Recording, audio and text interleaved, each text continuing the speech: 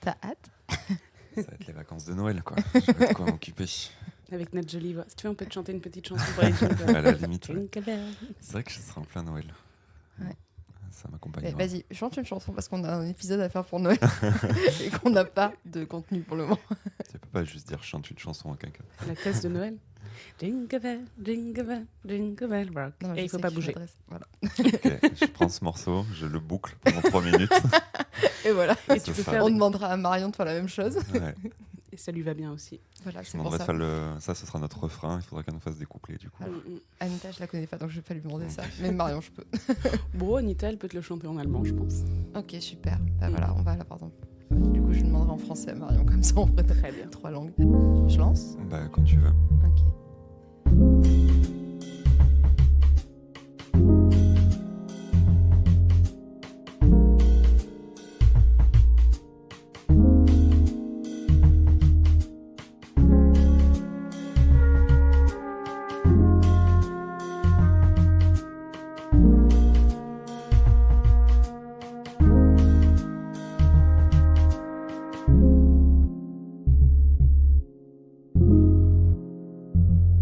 Et bonsoir Loïc. Bonsoir, bonjour. On enregistre Ouais, le matin. pour une fois on enregistre le matin, mais j'ai fait exprès de dire Ah. bonsoir. Ok, super. J'ai Bon, brisé la voilà. magie directement. Exactement, voilà, donc il casse le truc. Donc on est aujourd'hui, pour la première fois pour nous en tout cas, à Paris en fait. Voilà, c'est super. La ville lumière. La ville lumière, parce qu'on a la chance de pouvoir recevoir des doctorantes de mon laboratoire. Et donc aujourd'hui on reçoit Louise. Bonjour Louise. Bonjour. Ça va? Ça va. Pas Ça trop va. stressée? Un petit peu. Parce qu'on se demande qu'est-ce qu'on va bien pouvoir dire d'intéressant au bout de 2 ans de thèse. T'inquiète, On va trouver des t'inquiète. choses. Je vous fais confiance. Je vais te présenter. On va décortiquer ton sujet de thèse, de chaque petit mot de ton titre. On va Ah. le découper.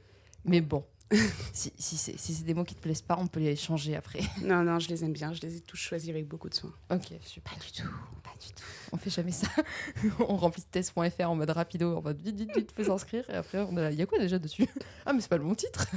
Ouais. Il y a même pas de résumé, n'importe quoi. Alors, Louise Zani, tu fais une thèse dans mon laboratoire, donc au laboratoire de psychopathologie et processus de santé à Paris, cité, parce qu'il y a 72 000 Paris.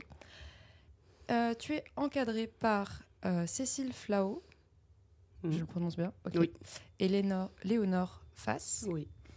Et ton titre de thèse, c'est Études mixtes longitudinales multicentriques de l'ajustement psychologique des patients et patientes atteints et atteintes de cancer du poumon, un ajustement à la maladie et une expérience subjective. Exactement. Et pour une fois, je n'ai pas trop bégayé. Non, c'est ça super. va, il est bien. Pourtant, il est pas facile. Et oui. Le titre, là, Et t'as vu, j'ai même mis les patients et patientes. bravo. J'applaudis. Mais je ne le fais Mais pas on réellement fait pas pour parce- les micros. Voilà, parce que là, on n'a pas de pied de micro, donc on tient le micro à la main, donc Ouais, c'est là. compliqué. On en profite pour préciser qu'on est désolé pour la qualité du son. C'est comme ça pour cet épisode, c'est comme ça pour les 2 suivants.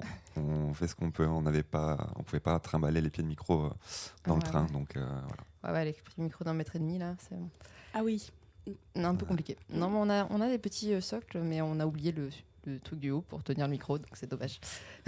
On était vraiment à ça d'avoir un truc. En plus, ils pèsent 1 tonne, donc on les a amenés pour rien. Ouais. On part juste sur une crampe du bras et un son un peu dégueu. Voilà, désolé. Ça va être super. Alors, Louise, dis-moi pour commencer, qu'est-ce qui t'a amené à faire une thèse en psychologie? C'est quoi ton parcours? Qu'est-ce que tu as fait? Alors, moi, j'ai quand même pas mal enchaîné, du coup, licence, master, thèse. Ok. Même si avant, j'ai fait 2 premières années de médecine, de PACES Oh, à la l'époque. classique. Oui. Oui, exactement. Mais qui m'ont amené à me dire qu'en fait, je voulais faire psychiatre. Ok. Et en fait, ce que je pensais être psychiatre était psychologue. Ok. Et donc, je suis arrivée en psycho et j'ai fait « Mais c'est ce que je veux faire depuis le début ?» Très bien. Très bien. Donc voilà, j'ai eu une licence. Non, c'est bon. J'ai pas fait de... Ne Non, t'inquiète pas. Même s'il y a des petits bruits, c'est pas. Ok. Du coup, j'ai fait une licence de psycho déjà à Paris Cité, qui était Paris Descartes avant, Ouais. donc Paris 5. Et depuis la licence, je pense que c'est en licence 1 que j'ai commencé à vraiment m'intéresser à la recherche, parce que j'avais un prof qui s'appelle Renaud Mabir, Ok. qui était en psy de la santé, d'ailleurs, qui était en thèse... non, qui n'était pas en thèse chez nous, mais qui avait fait le master que j'ai fait après, je crois. Ok. Et donc derrière, je suis partie en psychologie de la santé, c'est-à-dire c'est la psychologie de la santé somatique. Donc on accompagne des personnes atteintes de maladies physiques, comme le cancer, des handicaps, on peut être aussi dans le diabète, enfin plein de maladies physiques. Ouais, quoi. Et après ce master, voilà, dès le master. En fait, je pense que j'ai candidaté en master en disant bonjour, je veux faire une thèse. Ce qui n'était pas le moment. Ce qui n'est pas classique en plus quand tu arrives en master. Comme c'est un master recherche et clinique, Ouais. je pense qu'on était quelques-uns. Ouais. Oui, surtout Non. quand on prévient souvent dès les premiers cours que si tu es là, c'est que tu as quand même l'intention de faire de la recherche plus tard. Oui, Sinon, et t'as que la pas... place est chère. Non, pas forcément. Chez nous, vraiment, c'était moitié clinique, moitié recherche, Ok. les cours d'enseignement, mais de ma promo, on est 4 à avoir fait une thèse derrière sur 25. Ce que pas... Ok, ouais. Ouais, nous on a un ratio Ça, d'1 c'est sur peu. 5, je pense. Mm. On était 50 dans le master en euro et on doit y en avoir une dizaine qui ont fait une thèse. Donc ça Ouais, se tient. ouais. Voilà, donc c'était... Et donc, j'ai commencé à faire de la recherche dans le cancer. En fait, je m'intéressais à la sexualité dans le cancer depuis un... Alors, pour reprendre, oui, on peut couper, c'est ça. Donc ça Oui, t'inquiète pas. Tu peux faire des allers-retours, on s'en fiche. Parfait.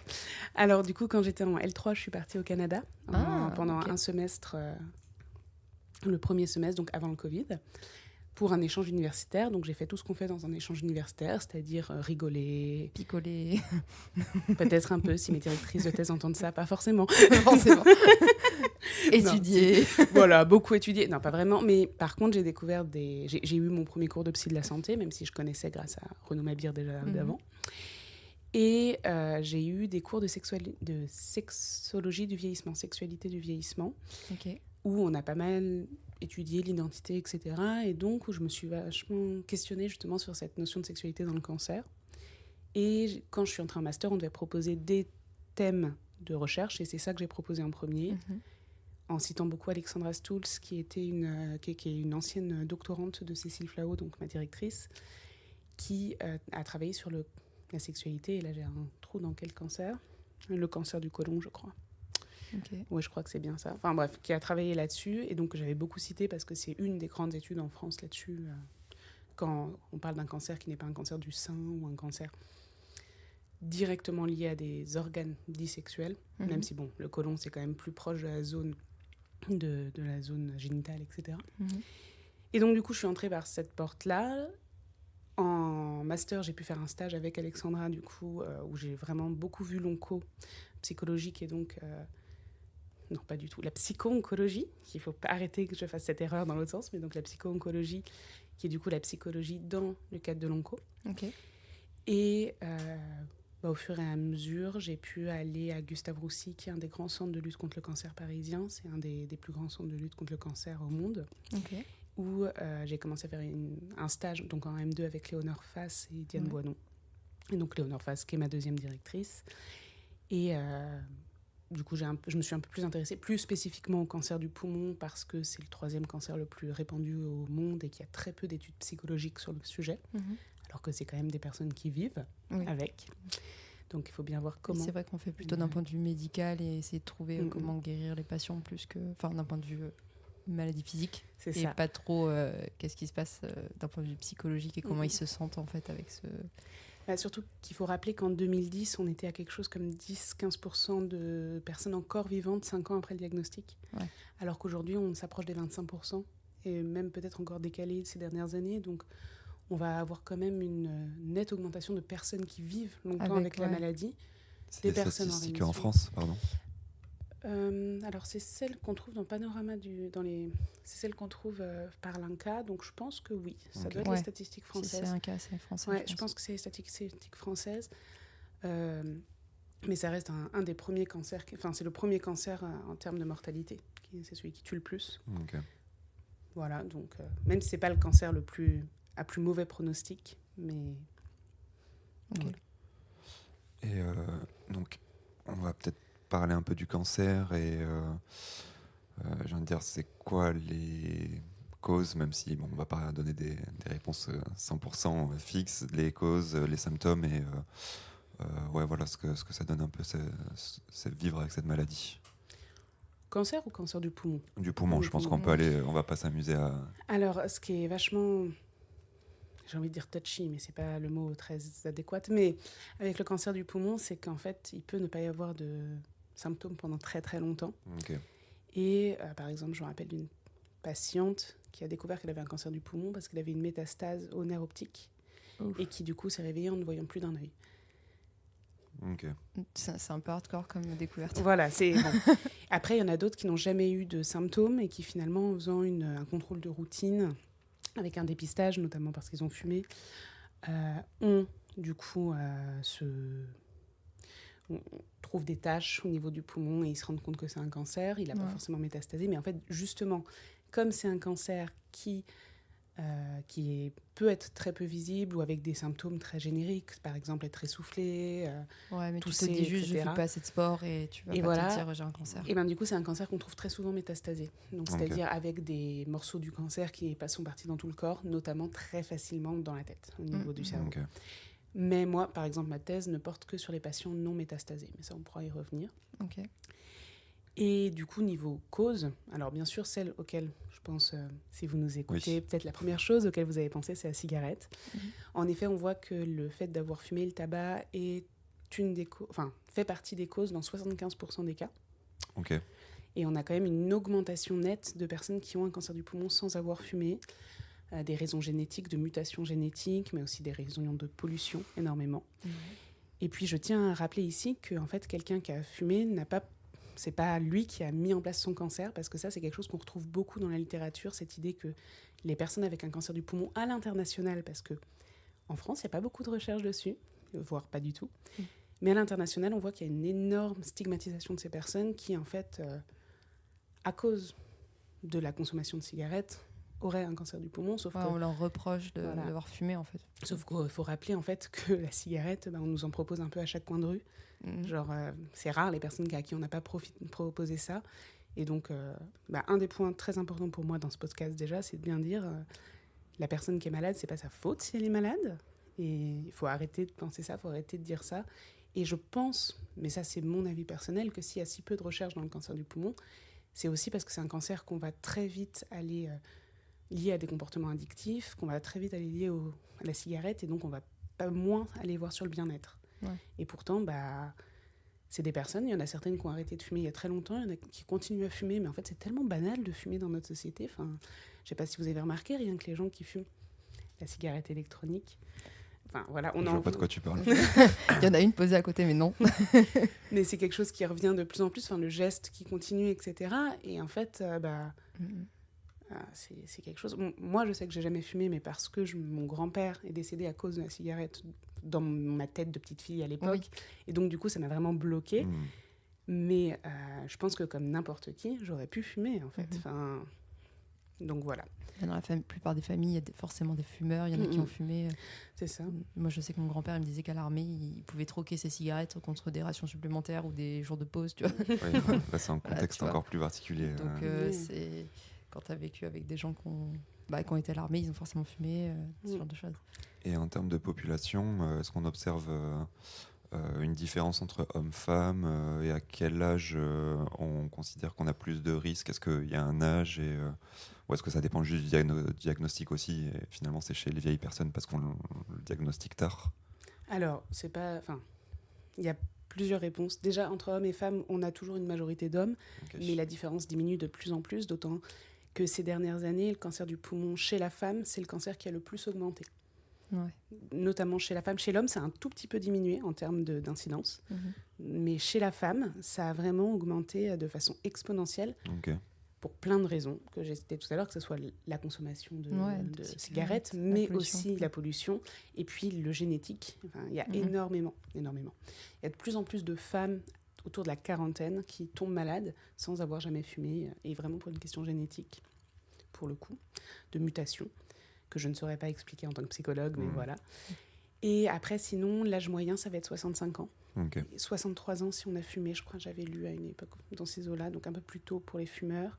Et pour les fumeurs de cannabis, ça descend encore plus, parce que je crois que c'est autour de 59-58. Donc il y a vraiment quelque chose qui joue là-dessus, sur la mutation au niveau du poumon. Intéressant. Un peu déprimant aussi. Oui, Là, il désolée. remet en perspective sa consommation. Il fait oups, attendez, moi je suis dans quelle catégorie Oh du coup? merde, on rajoute le cannabis dans l'histoire, vas-y, c'est bon. Est-ce que tu as un facteur aggravant quand tu es un homme en plus ou pas? Je pense que c'est une question de consommation pour le coup Ouais. et que je veux pas dire de bêtises là-dessus. C'est vraiment très médical et pour le coup.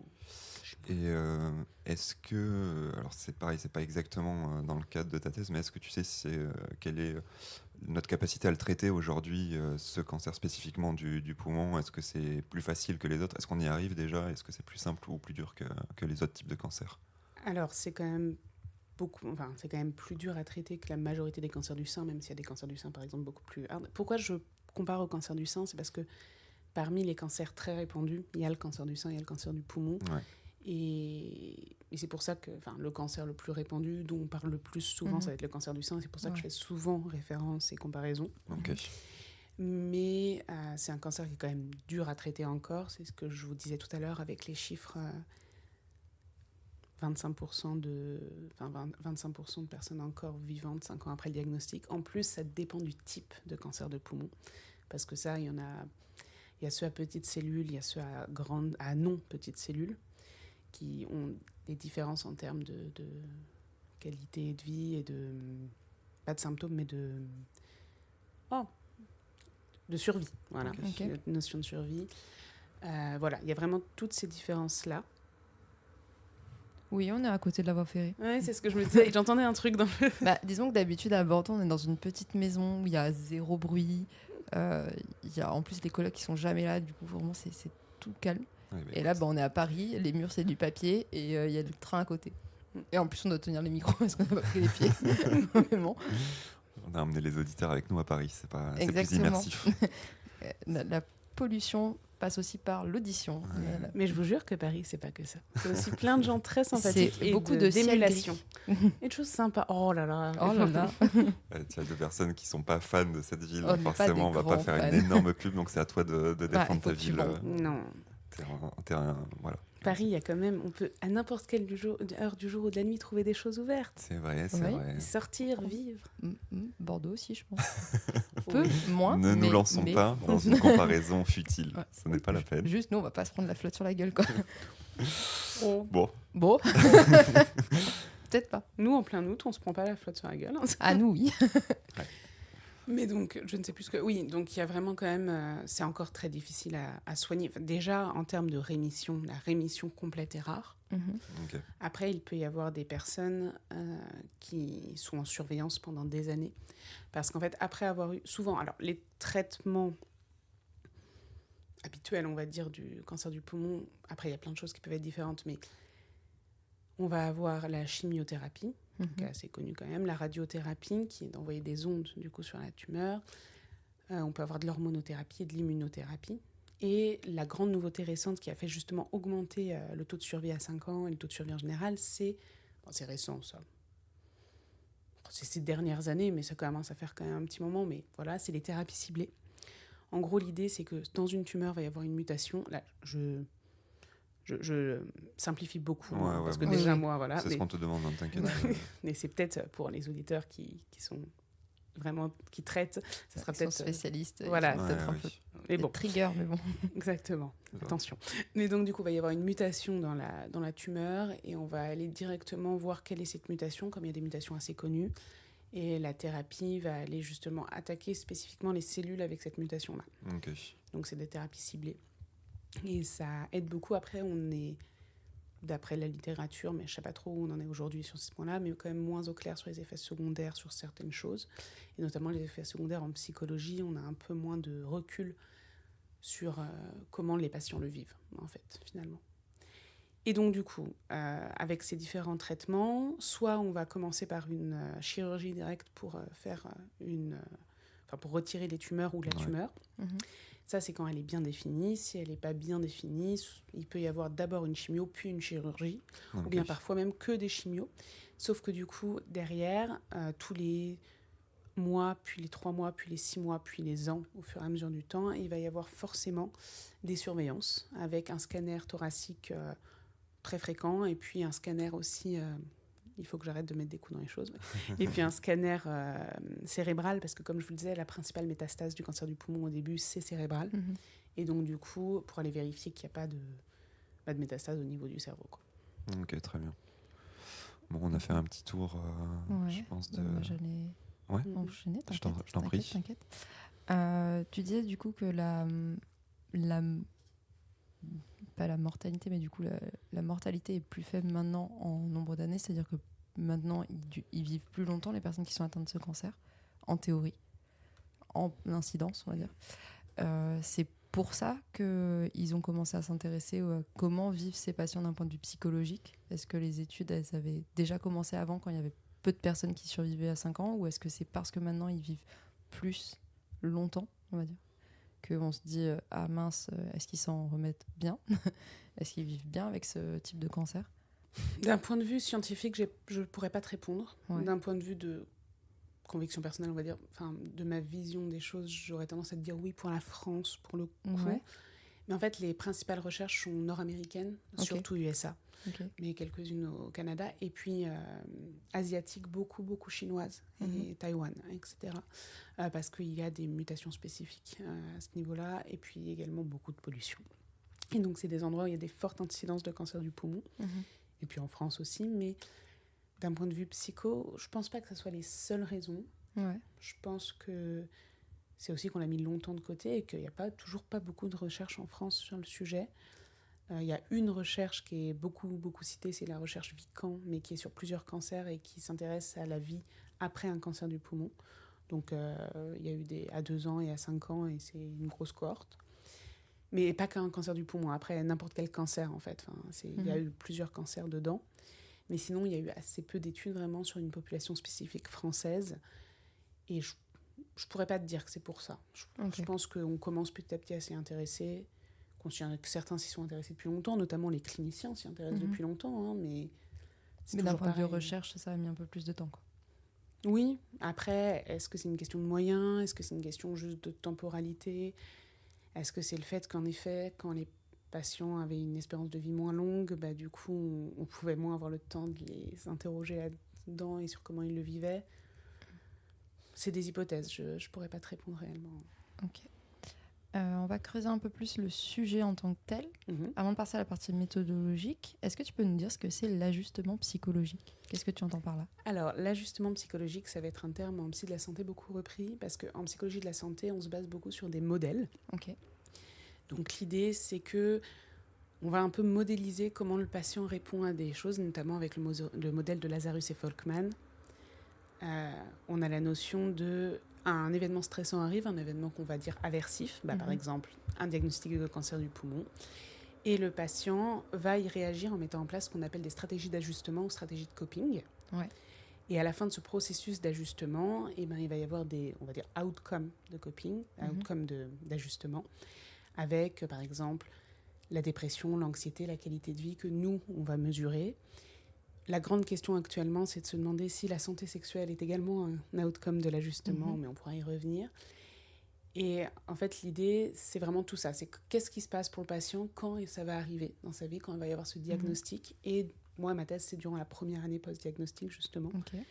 Et comment il va s'ajuster, comment il va réagir à tout ça, et qu'est-ce que ça va avoir comme impact sur sa personne. Et voilà. Et après, on sait qu'il peut y avoir des liens avec le soutien social, des liens avec comment on se représente la maladie, etc. C'est un modèle assez connu. Et l'idée, c'est qu'en plus, à la fin, il va y avoir justement cet outcome, par exemple, une forte dépression, enfin des symptômes dépressifs élevés, des symptômes anxieux élevés, qui vont du coup être un autre événement qui va relancer le processus, et on s'ajuste tous à quelque chose, finalement. Parce que du coup, le postulat, c'était qu'on a remarqué, j'imagine, chez les patients du cancer qui développaient d'autres pathologies en suivant, que c'était quelque chose de commun, ou c'est ce qu'on cherche à montrer, justement? Ça, on peut le chercher à montrer. Il y a une forte symptomatologie dépressive et anxieuse. Après, c'est aussi normal d'être anxieux, c'est normal d'avoir une symptomatologie dépressive. L'idée, c'est pas tellement qu'est-ce qu'ils vont développer. Si, c'est intéressant de savoir ce qu'ils vont développer pour pouvoir les prendre en charge, mais justement, c'est ça qui est central. C'est comment on les prend en charge, quelles sont les cognitions par rapport à ça, quels sont les facteurs qui font qu'ils vont aller développer plus ou moins une symptomatologie dépressive ou pas. Et je parle bien de symptomatologie parce que l'idée, c'est pas forcément de parler d'une dépression comme on peut l'avoir dans les films. Une dépression avec des personnes... majeure. Voilà, c'est ça. Avec tout le listing des symptômes qui passe. Il y en a qui l'ont. Oui, et voilà, et je ne sais plus à combien c'est les pourcentages, j'avoue, là, tout de suite. Mais il y en a qui ont une dépression majeure, il y en a qui vont le développer. Mais c'est aussi très intéressant de savoir ces symptômes, quoi. Ouais, bien sûr. Il y en a qui cochent certains symptômes, mais en fait, ça, c'est en dessous de seuil diagnostique, on va dire, pour définir que la personne a une maladie, un trouble psychiatrique défini. Mais tu peux avoir un listing de symptômes anxio-dépressifs que tu développes et que tu gardes, en fait. Et qui t'impacte. Et qui impacte ton fonctionnement quotidien.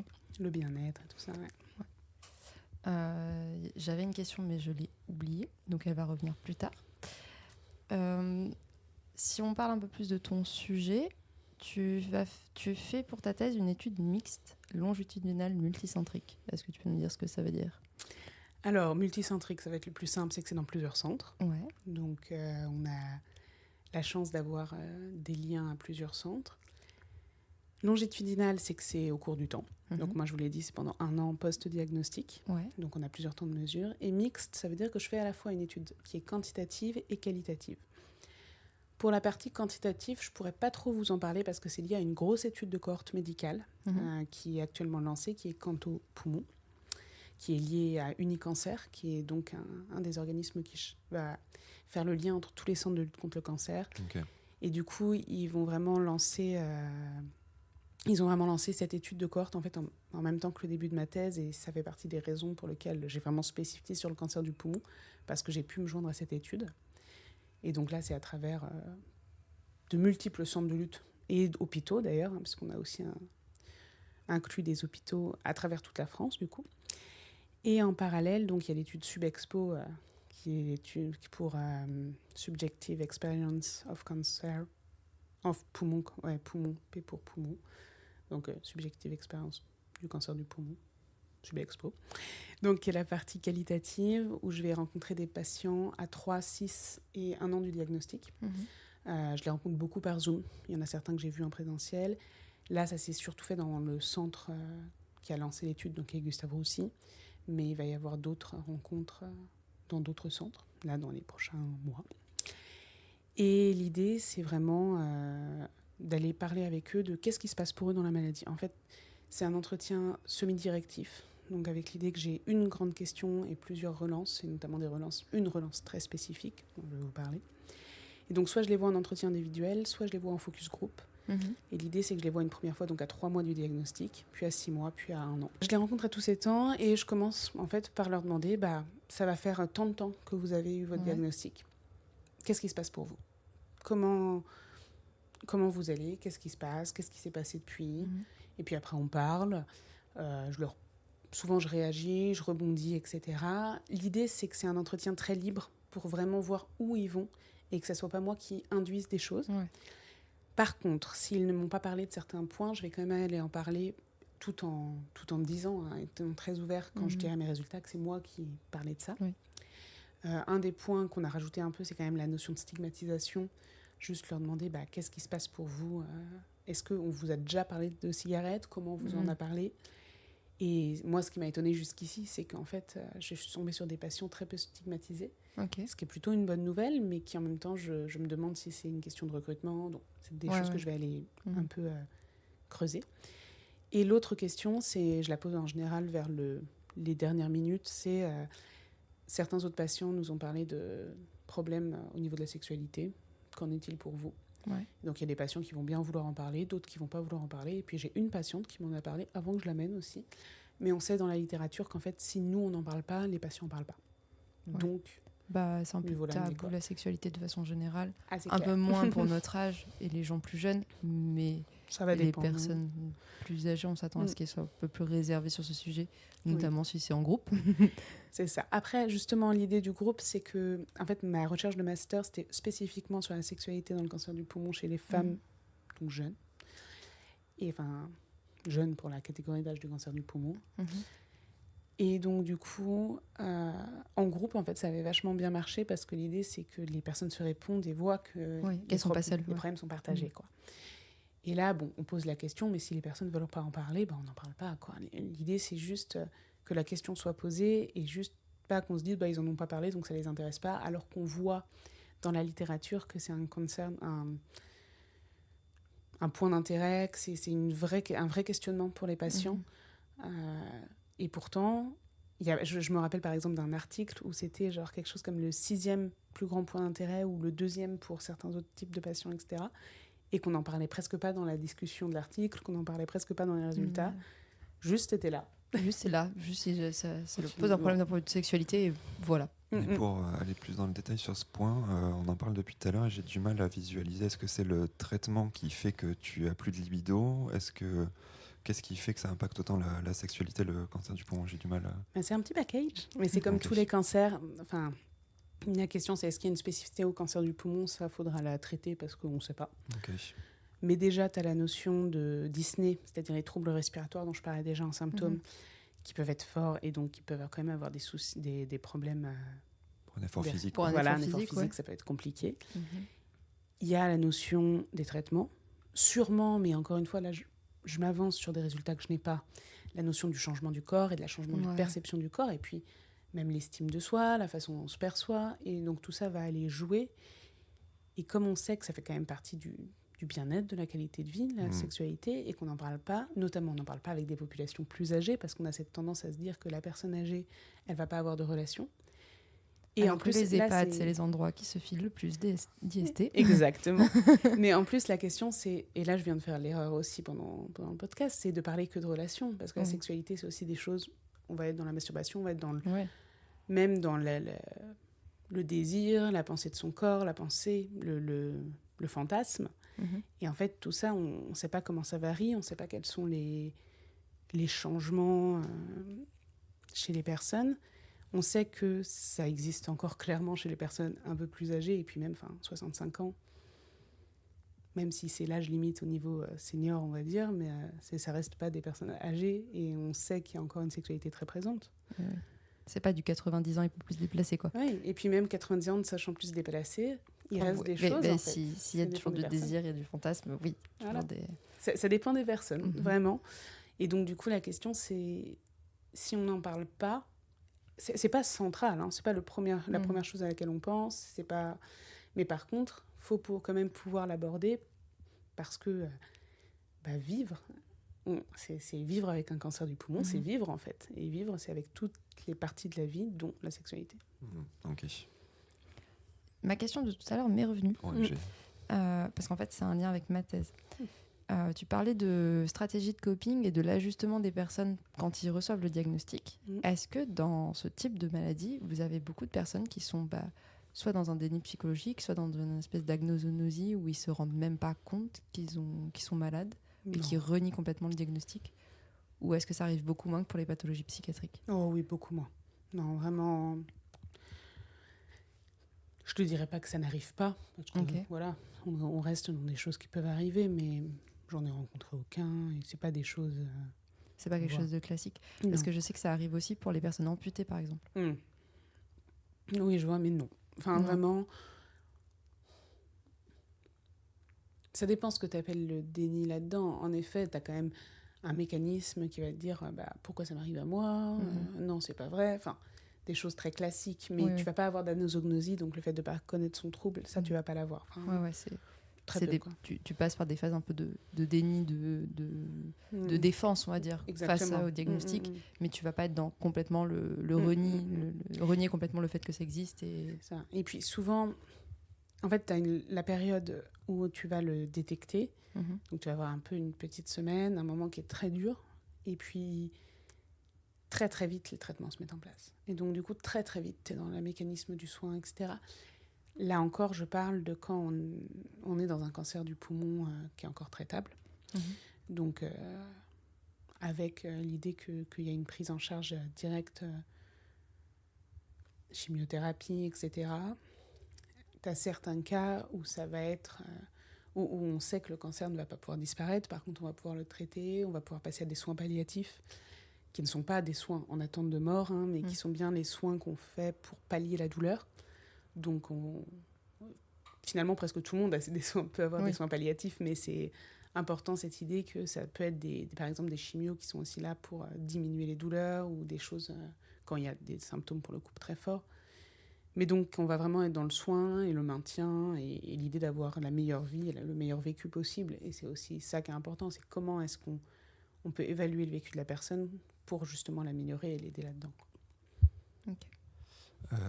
J'ai peut-être raté l'info parce que tu dis que tu fais des groupes de discussion et que tu vas les amener à parler de différents sujets et leur poser des questions spécifiques si vous abordez pas des sujets qui t'intéressent.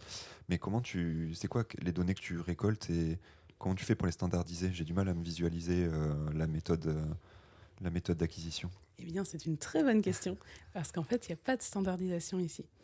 Ok. L'idée, par contre, c'est qu'on va suivre une méthode d'analyse thématique. Moi, je m'intéresse à la méthode d'analyse thématique réflexive de Brown and Clark.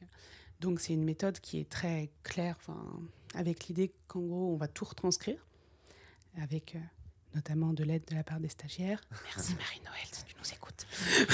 Courage. Beaucoup d'aide, merci beaucoup. Mais voilà, c'est quand on peut en avoir, donc c'est très cool. Donc cette retranscription, après on va prendre des parties qui font des sens, des parties de sens. Par exemple, si quelqu'un nous dit au début je n'y croyais pas, on va le coder avec un code un peu plus court parfois plus long, mais on peut le coder. Là, j'ai envie de le coder. Au début, n'y croyais pas, mais ça peut être des parties beaucoup plus longues qu'on code. Okay. Après, derrière, on va les reprendre pour en faire des sous-thèmes ou des catégories, puis des grands thèmes. Et en fait, l'idée de Brown and Clark, c'est que ça soit des choses plutôt réflexives avec qu'est-ce qui se passe pour le patient pas que pour le patient, mais dans mon cadre. Et en fait, nos grands thèmes, ça sera des choses. Il y a des analyses où ça peut être un grand thème du style ajustement, soutien social, etc. Là, ça va plus être des choses comme qu'est-ce qui se passe spécifiquement dans le soutien social, comment la personne... qu'est-ce qui se passe réellement dans le discours des patients et comment ils le vivent. Okay. Sachant que comme c'est une analyse qualitative, qu'on ne rencontre pas tous les patients, c'est normal, ça va être des choses à un temps T et ça va être des choses qui dépendent aussi naturellement du chercheur. Après... Encore une fois, je veux dire, on n'induit pas, on essaye d'induire le minimum le patient, etc. Mais il faut le prendre en compte parce qu'on est dans une méthode qualitative. Et moi, j'irais dire que même dans une méthode quantitative, en fait, ton choix de la méthode statistique, elle dépend tellement aussi de ce que tu as appris, etc., que finalement, l'impact du chercheur, il est très présent. Et donc, pour moi, il faudrait, en général, dans toute recherche, pour moi et pour beaucoup de littérature, je suis pas la première à amener cette idée quand même. Il faut toujours se positionner en tant de qui on est, quelle formation on est. Quelle formation on est. On n'est pas une formation. Quelle formation on a. Qu'est-ce qu'on va aller chercher, d'où on part, quelles sont nos connaissances. Et là, c'est pareil. L'idée, c'est que moi, si au fond de moi, je sais que je pars du principe que, par exemple, je pense que les patients atteints de cancer du poumon n'ont pas créé leur maladie, que c'est pas leur faute. Ça, c'est quand même important dans la manière dont je vais les interroger, tu vois. Et après, c'est important. Après, on n'est pas que dans du subjectif, loin de là. Mais ça reste une voie d'entrée différente sur l'information qui est vachement nécessaire pour aller explorer déjà ce qu'on peut trouver en quantitatif ou même aller voir s'il y a des choses qu'en quantitatif, on n'explore pas finalement. Okay. Et toute cette thèse-là, elle est très exploratoire, que ce soit même dans les questionnaires ou c'est des questionnaires finalement où on va aller chercher plein de choses. Et pareil, dans le CALI, on va aller voir qu'est-ce qui émerge, qu'est-ce que le patient nous dit. Et c'est pour ça aussi qu'il faut quand même avoir des patients un peu variés, mais pas trop. Et là, le fait, moi, que je sois que dans un centre pour le moment, c'est aussi pour ça que je veux être multicentrique, parce qu'il y a des choses qui peuvent peut-être être très liées à la population parisienne. Ouais, à la région. À la région, ou bien même au fait d'être pris en charge dans un centre qui est un centre d'excellence. Pas que ce ne soit pas le cas des autres, parce qu'on a quand même des très bons centres de soins et de lutte contre le cancer, mais c'est un centre qui est particulièrement haut dans la liste des centres internationaux, etc. Donc voilà, est-ce que ça va avoir un impact ? On va le chercher.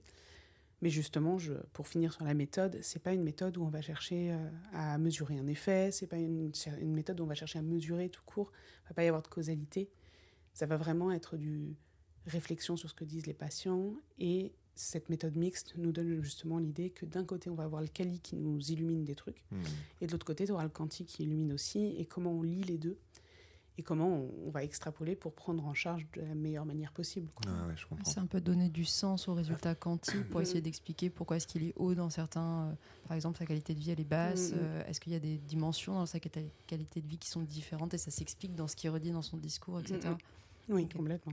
Et est-ce que ça veut dire qu'il faut que ce soit toi qui mène l'ensemble des entretiens, si c'est aussi dépendant du...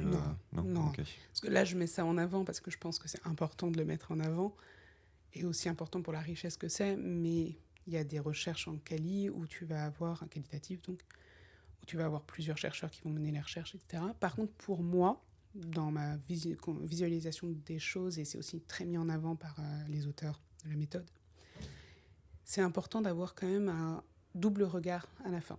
Et encore une fois, c'est là que ma stagiaire est géniale.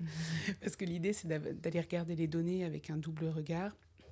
Dans certaines méthodes d'analyse qualitative thématique, va y avoir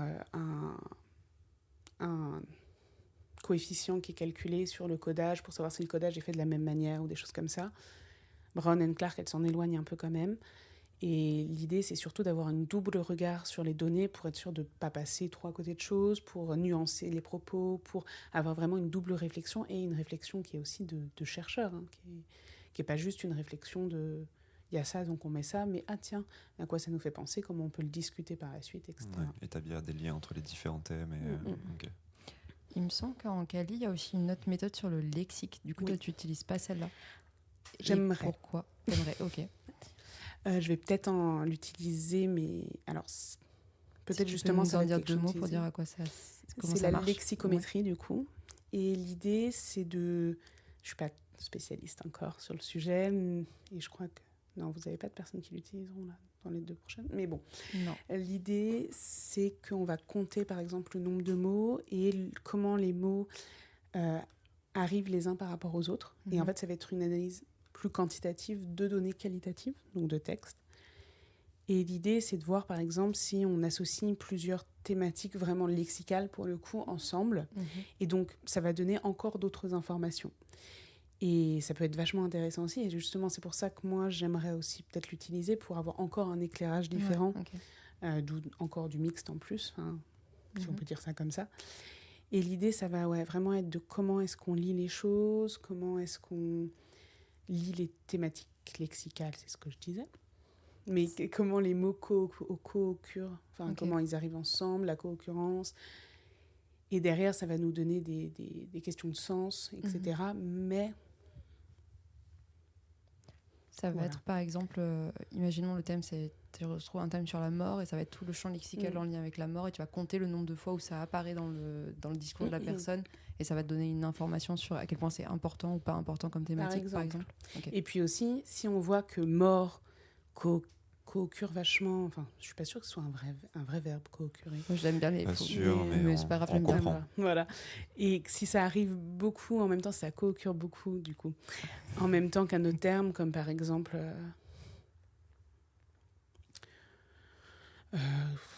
imaginons que ça co-occure vachement à chimiothérapie. Ouais. Et on pourrait se dire, à tout ce qui touche le traitement, la chimio, etc., on pourrait se dire que les deux sont liés dans le discours des patients. Et derrière, voir par exemple que très loin, il y a la notion de communication avec les soignants. On pourrait se dire ça. Et donc du coup, qu'en fait, finalement... En intervenant par la communication avec les patients, peut-être que tu peux influencer les... Ou plutôt que justement, la mort est vachement dans le discours liée à cette notion de traitement, alors qu'elle ne l'est pas à la communication qu'on leur fait, ou des choses comme ça. Okay. Et ça peut être vachement intéressant derrière pour mettre en place des prises en charge, en effet. Et je voulais dire autre chose que j'ai oublié. C'était sur la co-occurrence. Ça reviendra. Mais il y a plein de techniques différentes en lexico et je suis vraiment pas spécialiste. Mais c'est très intéressant à faire pour éclairer les données, quoi. J'ai une autre question plus sur ton métier en tant que tel. Là, actuellement, est-ce que tu es aussi psychologue clinicienne? Pas actuellement. Actuellement. J'ai le titre, vu que j'ai eu le master et que je suis psychologue clinicienne, donc... Mais j'ai jamais exercé en tant que telle, puisque j'ai la chance d'avoir un contrat doctoral de l'Université Paris-Cité, et donc d'être financée à temps plein sur ma thèse. Ce qui est vachement cool parce que je peux faire plein de trucs à côté et que je suis sûre de pouvoir manger tous les mois. Ce qui est quand même très sympa dans la vie. C'est très Un sympa de point manger. important, ouais, de Surtout la que thèse. Paris, ça coûte bien cher. Les Oui. 20 mètres carrés ou Alors, les 9 mètres carrés. alors oui, mais je peux aussi acheter du café. Et ça, c'est Wow. merveilleux. Ce n'est pas un produit de première nécessité, mais c'est très bon. Mais c'est très utile en thèse. Dans le cadre du travail, ça C'est le un devient presque. c'est un produit de première nécessité, hein. Pour les thésards. Je le passe au-dessus de l'eau. Hein. Ah, bah, il faut quand même de l'eau pour faire du café. Oui, bah voilà, ça c'est la quantité d'eau que je bois par jour. Alors, ma quantité le de mal de crâne. Du coup. Oui. Non, mais oui, du coup... Non mais je suis j'ai- biologiste, c'est pire du coup. Toi, je sais, je sais que c'est pas bien. J'avais oublié. Tiens.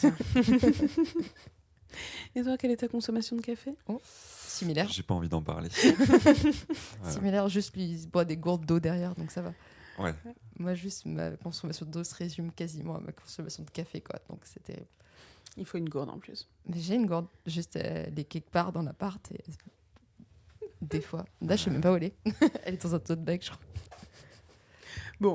Mais du coup, pour m'acheter Ouais. de l'eau, enfin, avoir l'eau au robinet, mais du coup, je peux vivre Ouais, grâce à ouais. grâce à ce contrat doc.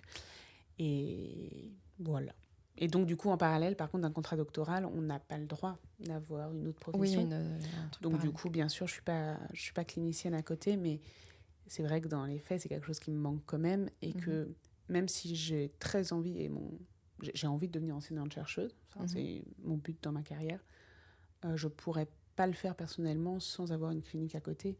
Et c'est ça qui est pas mal aussi chez les enseignants-chercheurs en psychologie clinique, que ce soit de la santé ou de psychopathologie, etc. C'est qu'on peut avoir, en plus de notre temps recherche et enseignement et aussi papier, Ouais, on peut administration, administratif, tout ça, on peut avoir un temps clinique quand même. Donc, Ouais. et en hôpital. Moi, je voudrais un hôpital quand même assez important pour moi. Je suis pas sûr d'avoir compris. C'est obligatoire d'avoir un temps Ah, pas en du tout. plus. Non, non. Ça peut être. Ok. Ça peut être un choix, tu peux le faire à des moments et pas à d'autres. Ok. Voilà, mais Parce que ça me semble difficile à marier. Enfin, ça ressemble vachement à un temps plein, le travail de chercheur. oui. Comment tu. Enseignant aussi. Ouais. Du coup, c'est déjà 2 temps plein. Oui, ça fait. Et ensuite Donc tu rajouter rajoutes un 3e temps plein. clinicien, Ouais. ça semble jouable malgré tout. Ah bah, nos maîtres de conf sont impressionnants. Ok. Nos Ouais, enseignants-chercheurs sont typiquement, impressionnants. professeur Céline Bonner qui dirige pas, mais je trouve plus mes mots. Il est 11h du matin. Ça va aller. Qui m'encadre pour mon postdoc. Mm. Ben, elle, typiquement, elle est professeure des universités, donc elle donne des cours. Elle est chercheuse et elle est clinicienne dans un XAPA. Ok. Donc elle fait déjà 3 métiers. Donc au moins du 50 heures semaine, c'est ça qu'on a. Non, je sais pas. Je sais pas. Je crois qu'on peut ouais, augmenter un on peu. peut augmenter un peu. Ok, Elle ok. court un peu partout. Voilà. Oui. Elle Mais m'appelle en temps, voiture c'est en fascinant. général avec son truc dans la voiture, tu sais, genre Ouais, je vois. le kit main libre de la voiture. Oui, je suis entre le XAPA et le boulot, j'arrive. je t'appelle quand je monte dans la voiture, d'accord. Non, mais c'est assez impressionnant, c'est sûr que... Et puis, en même temps, ça nourrit tellement le tout parce que quand on donne des cours, enfin que ce soit un master et qu'on forme des professionnels, c'est vachement important d'avoir des exemples cliniques, de pouvoir leur en parler. Mhm. Après, il y a, même dans la recherche, enfin, ça, c'est compliqué quand on n'a pas d'ancrage clinique, je pense, de faire de la recherche là-dessus. Il y en a qui y arrivent très bien, hein. Je ne veux pas critiquer ceux qui ne le font pas. La fraude, levez la main, moi, bonjour. Voilà. Mais j'avoue que moi, dans ma position, je ne m'imagine pas le faire. Et là, bah, après 2 ans de thèse, 2 ans et demi de thèse bientôt, je sens bien que la clinique me manque. Ouais, ok. J'ai une question autre, ça reste sur la clinique. À quel moment est-ce qu'interviennent les psychologues après le diagnostic ? Est-ce que c'est immédiat et on met directement en charge de façon systématique une prise en charge psychologique, ou est-ce qu'on part du principe que c'est le patient qui se débrouille et qui, quand il en a besoin, on l'intervient ?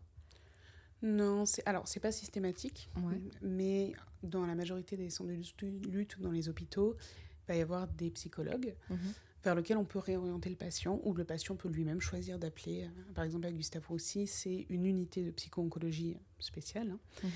Et le patient peut appeler, ou les médecins, aides-soignants, infirmiers, tout le monde peut réorienter vers cet endroit-là, en appelant, en disant là, on est plutôt inquiet, etc.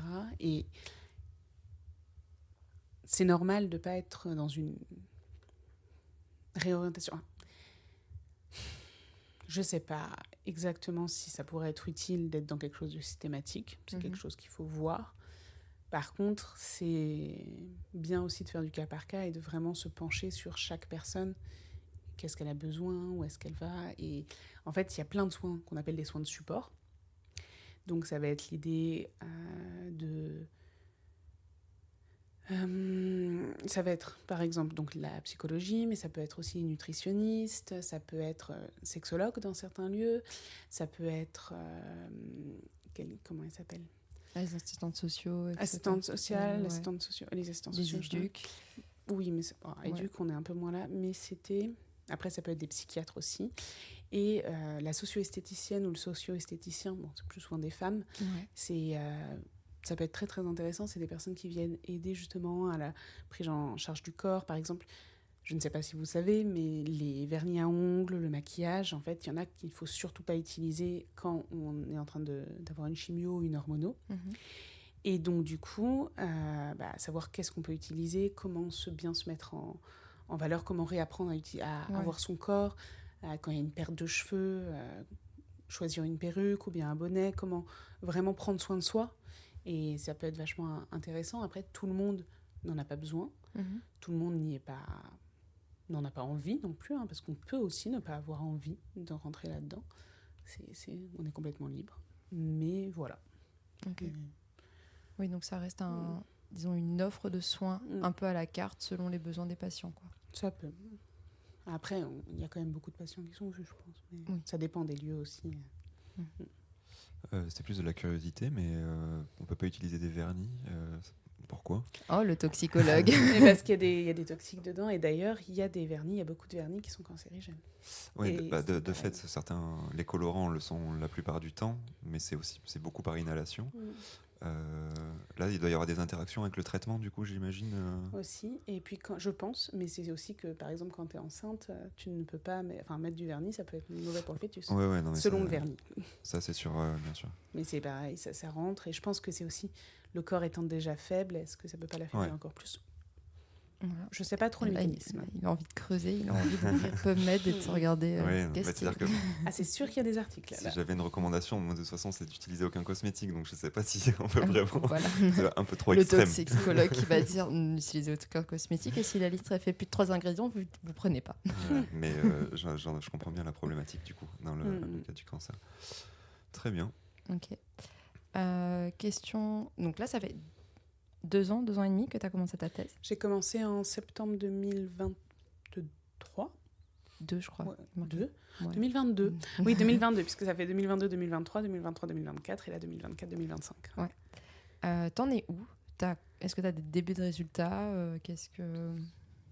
Alors, j'ai des débuts de résultats sur les premiers entretiens que j'ai faits. Enfin, premiers. Là, j'ai des patients que j'ai pu voir, participants, que j'ai pu voir jusqu'au 3e temps.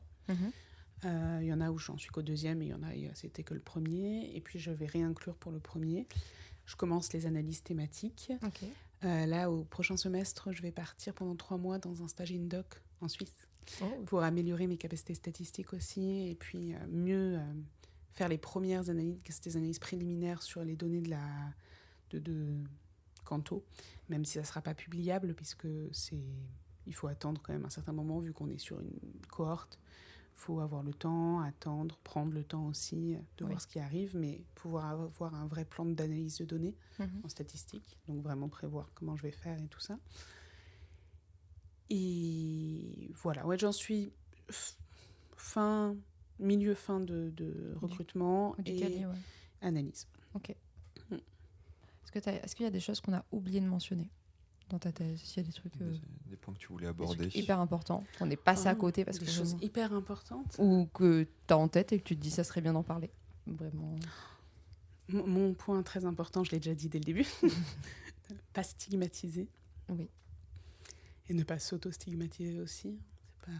Oui, en fait, c'est marrant qu'on stigmatise beaucoup la cigarette parce que ça a été un enjeu de santé publique énorme et qu'ils ont fait de la prévention beaucoup dessus et du coup, ça passe le côté où les gens se stigmatisent de le consommer. Mais si on fait le parallèle avec l'alcool, parce que moi, je fais en addicto, il y a toujours le parallèle de l'alcool-tabac. L'alcool, c'est très, très démocratisé de consommer de l'alcool et on ne reprochera jamais à quelqu'un qui a un cancer de la langue d'avoir bu de l'alcool. Ah bah pourtant, si, Et pourtant, on peut en retrouver dans la pourtant, littérature. oui, mais je sais. il y a Mais des gens du qui stigma, il y en a stigmatisent. forcément. Oui, Mais je veux dire, de façon, dans la population générale, il y en a moins. oui. Alors que pour le tabac, on va plus facilement stigmatiser, mais parce qu'il y a eu des processus de lutte contre le tabac qui ont fait que ça, on a stigmatisé le fait on a shame le fait de consommer du tabac, là où c'est moins le cas pour l'alcool. Après, je pense que chez des personnes très alcooliques, où l'alcoolisme se voit plus et où il y a un peu le cliché de l'alcoolisme, Oui. voilà, il va y avoir une vraie stigmatisation. Ah oui, très sur ça, forte, oui. Mais sur le la prise tout en venant charge. qui consomme un peu, tu vois, Oui. et tu vas pas forcément faire le lien dans ta tête de il a ce type de cancer, donc c'est parce qu'il a consommé de l'alcool. c'est Alors bon. que le cancer du poumon, c'est vraiment le cancer du fumeur, quoi, dans la tête des gens. Mais il y a un côté Exactement. très intuitif, quoi. Je veux dire, Ouais, dans la ouais. consommation du produit, faire le lien avec les poumons, c'est lié à la respiration. J'ai l'impression que ça joue aussi beaucoup sur. Oui, sur la le fait, cirrhose, quoi. typiquement.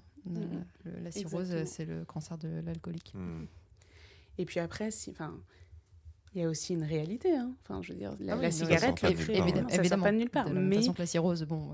il y a un moment où le problème, c'est peut-être plus la santé publique, et ce qu'on en fait, et la prise en charge et l'aide aux personnes, et comment on considère encore la cigarette en France et le fait de fumer, plutôt que des personnes isolées et leur comportement qui, en fait, sont pris dans un système. Donc, Oui, Ouais, ça, tout à c'est fait. sûr. Que le lien il soit concret, réel ou pas, c'est même pas la question. C'est Ouais. plus est-ce qu'on ramène la personne atteinte de la maladie à sa propre responsabilité ou est-ce qu'on l'aide. Ouais, c'est ça. Est-ce qu'on lui dit t'avais 14 ans, t'as bu de l'alcool comme tout le monde, Ouais. voilà, bah, voilà, c'est ta faute. Donc la problématique se situe ailleurs, quoi. Comment Quand- ça, tout le monde fumait dans ta famille, tu as commencé à fumer, bah, c'est ta faute. Vraiment. Voilà. Ben oui. Hein. Des gens, Il fallait dire non. bien sûr. Dès ta naissance, il fallait dire... Il fallait dire non. Déjà, c'est dire cette famille, c'est non. Bah, ils ont trop de consommation de Mhm. tabac, c'est non. Moi, je change de famille. Tu retiens ta respiration dans la voiture, là. Comment ça, ils fument les fenêtres fermées? Oui, bah, je connais des gens qui ont fait ça quand j'étais petite. Hein. Comme dans l'appartement dans lequel nous sommes aujourd'hui. Ouais, voilà. La personne a typiquement fumé dans cet appartement fenêtre fermée alors qu'il y a une terrasse à Paris. Hein, et le mec a une terrasse quand même. Quand on est rentré, on était là. Au secours. Voilà. Ah, c'était avant que vous arriviez. Ouais, D'accord, parce que je me suis dit, bon, quand même, ça Non. sent pas. Là, ça sent plus. Hein. Mais on s'habitue. s'est bataillé. Bah, on s'habitue et on a bataillé pour le faire Ah non, sortir. parce que là, ça Puis sent. la jolie petite La bougie. bougie ouais. aide quand même. Tu allais faire les courses pour acheter une bougie pour couvrir l'odeur de notre Airbnb. C'est quand même quelque chose, quoi. Ah oui. Ouais. Quoi, Ouais. quelqu'un qui va manger un sale commentaire. Oui. Enfin bref. Du coup, si on a fait un peu le tour de la thèse, on passe à la section où en général on demande aux gens qu'est-ce que tu fais en dehors de ta thèse comme activité pour te sortir un peu du truc. Eh ben, pour les thésards qui nous écoutent, il faut prendre ses week-ends et ses vacances. Oui. Qu'est-ce que je fais moi?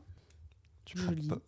Je prends des Tu vacances. prenais pas tes vacances, c'est que c'était le Si, twist. si, je Un peu prends mes twist, en fait, vacances. je les prends pas.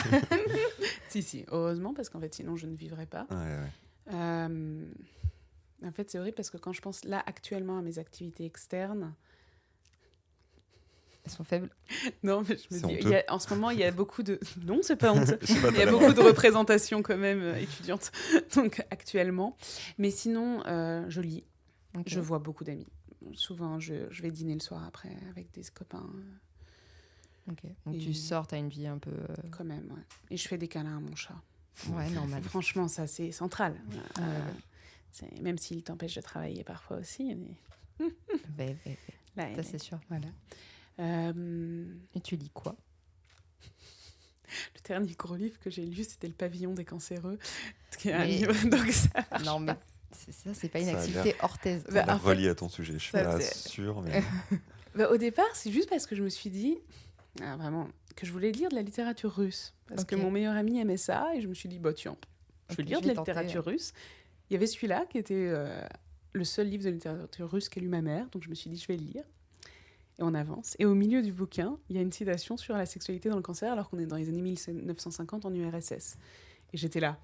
Oh, Ça, mon ça sujet va de aller thèse. dans la thèse, ça va faire. Ouais. Pourquoi c'est important? Regardez, même dans la littérature en URSS, on en parlait. ça fait un télo en plus. Parmi Ouais. tous les livres russes que j'ai lus, nombreux, Non, non, non, non. Ouais, Sur ouais. toute ma culture de littérature sur le cancer. Le seul. Non. Après, j'aimerais dire que je joue à la Switch, mais pas assez. J'aimerais jouer plus à la Switch. Tu quoi joues à quoi le dernier jeu que t'as fait? Zelda et Final Fantasy X. Oh, trop bien. Très très bonne ref, FF10.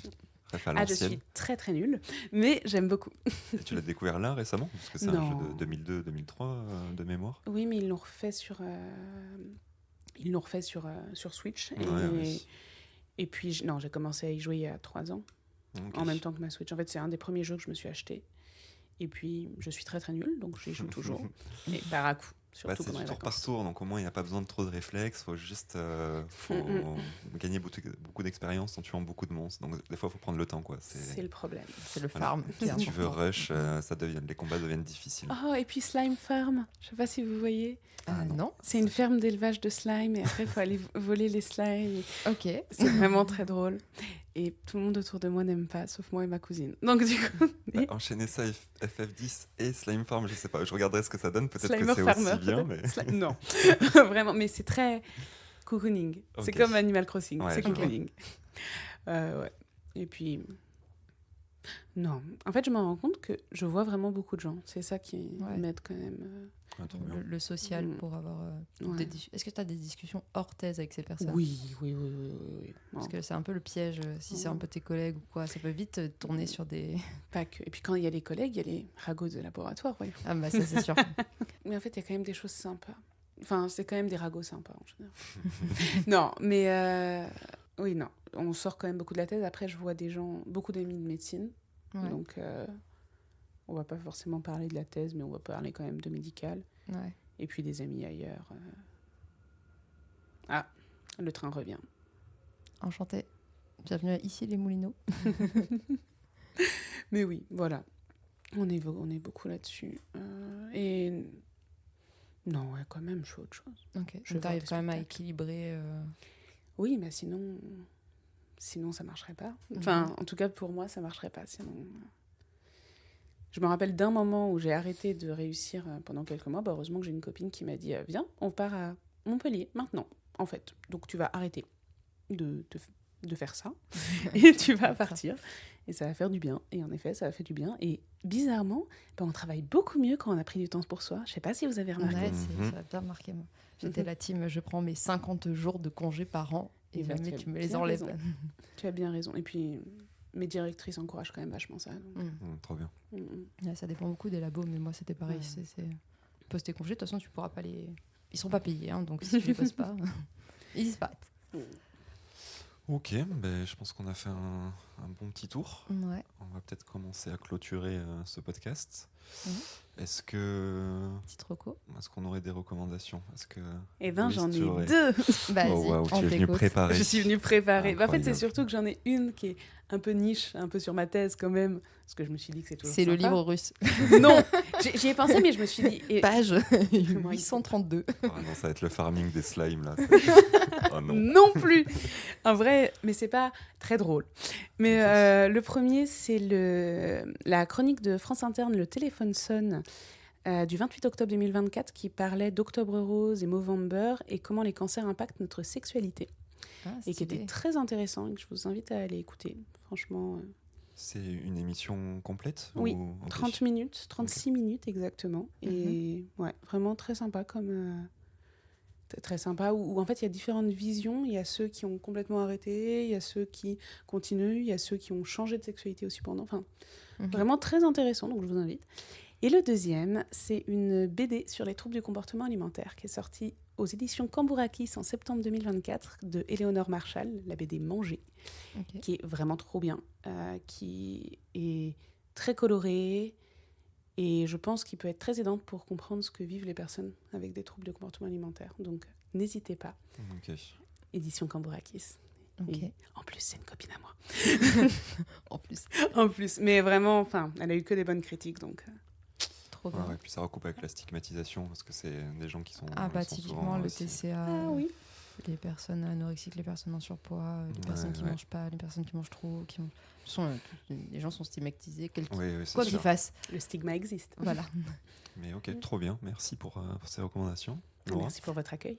Avec plaisir. Alors moi, j'y ai pensé parce que alors j'avoue, j'avais pas préparé de reco. Donc j'ai feuilleté Spotify et j'ai regardé le ciel et je me suis dit, c'est gris. Je vais recommander la chanson de Voyou qui s'appelle L'hiver. Ah, ce chemin de temps, c'est Le incroyable. Voilà, incroyable. Hein, vraiment.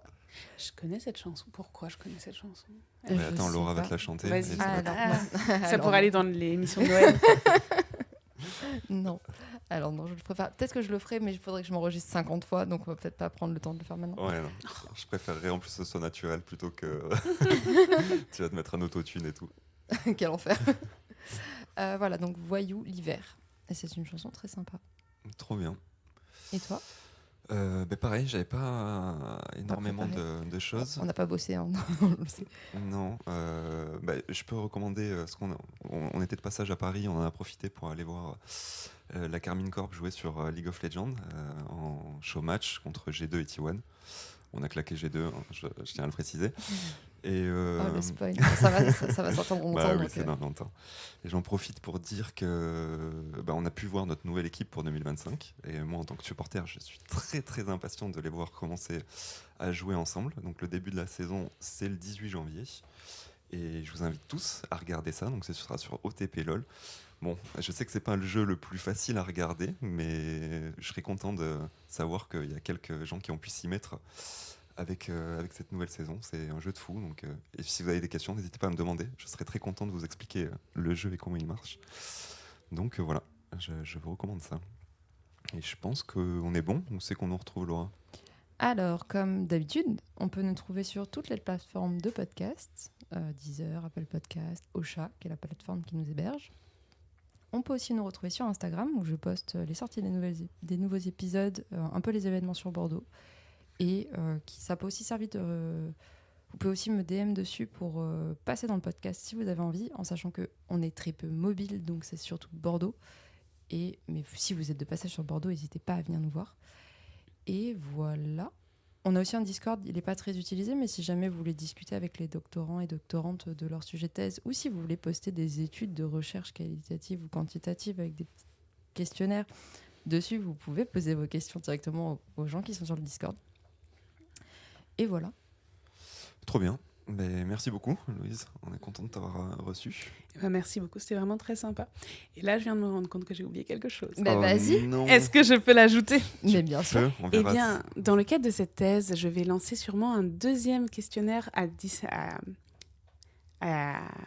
destination, merci, d'un public général, justement, pour évaluer la stigmatisation. Ah. Donc, Et dans donc les là, tu vas prochains l'envoyer mois. sur le Discord. Voilà. Donc, Et je le partagerai sur la page Insta. parce que comme ça, on peut avoir plein de monde de plein d'horizons différents et vraiment savoir qu'est-ce qui se passe pour nous en France. Ouais. Je te conseille aussi de le poser sur le Discord de Ponce, qui est un streamer, parce qu'il a un endroit où il a un truc pour justement les étudiants, etc., pour qu'ils postent leur questionnaire pour leur mémoire.